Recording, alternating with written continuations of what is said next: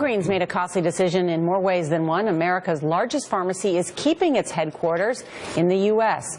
The store's parent company, called simply Walgreens, considered a move overseas where it could pay a much lower corporate tax rate. Investors didn't like the choice. Walgreens stock dropped more than 14% in the past 2 days. President Obama says lawmakers are working to keep American companies from shortchanging taxpayers. These accounts are saying, you know what, we found a great loophole. If you just flip your citizenship to another country, even though it's just a paper transaction, we think we can get you out of paying a whole bunch of taxes.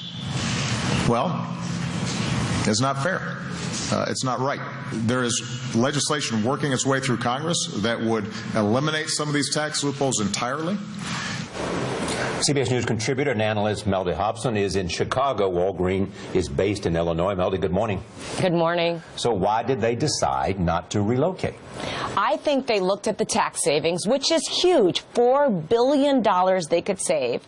They compared that to the backlash that is growing, the concern, people feeling that these people who use this technique called an inversion, inverters are deserters, we're now hearing people say. They looked at that, and then they also looked at the revenues that they derive from the U.S. government, specifically Medicare and Medicaid, which represent $17 billion of their revenues, and they said maybe we shouldn't put that in jeopardy.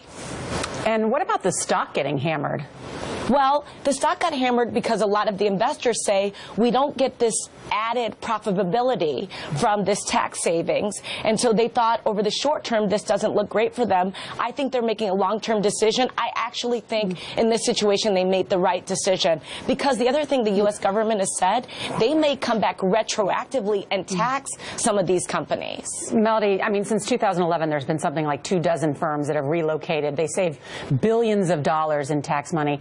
I can remember when I was covering the White House 2 years ago, this was a topic for the Obama administration, lowering corporate tax rates, and still nothing has been done. Why? And what does it mean for U.S. companies? Right. So the U.S. tax rate has come down over the last couple decades. It was high as 46% at one point on the corporate side. It's now 35%, but it's still the highest tax rate of any developed nation. Now compare that to someone like Ireland, a country like Ireland, which is 12.5%. You have a lot of these companies, particularly those that derive a lot of revenues overseas, saying maybe I get a better deal by being somewhere else.